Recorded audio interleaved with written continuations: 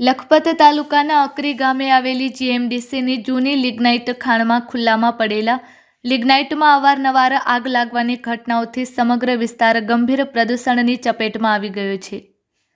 15 જાન્યુઆરી 2025ના રોજ સવારે 8:30 વાગ્યે લેવામાં આવેલા ફોટોમાં ખાણમાંથી ભારે પ્રમાણમાં ઝેરી ધુમાડો અને ધુમ્મસ ફેલાતું સ્પષ્ટ દેખાય છે। આ પ્રદૂષણના કારણે અકરી, ધારેશી, ફુલરા અને ખણોટ સહિત આસપાસના ગામોના ખેડૂત અને પશુપાલકો રાત્રિ અને વહેલી સવારે ભારે પરેશાની ભોગવી રહ્યા છે।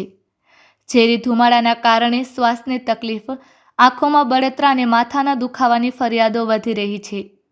વૃક્ષો સુકાઈ ગયા હોવાના દ્રશ્યો પણ સામે આવ્યા છે।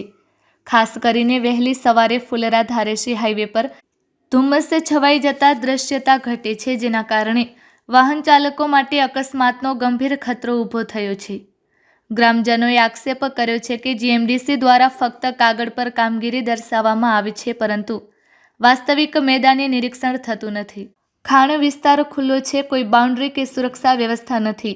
ખાડા ક્યારે પેક થશે, પ્લાન્ટેશન ક્યારે ઊભું થશે, પ્રદૂષણ અટકાવવા જીએમડીસી દ્વારા કયા પગલાં લેવામાં આવ્યા, આવા અનેક પ્રશ્નો ગ્રામજનો ઉઠાવી રહ્યા છે।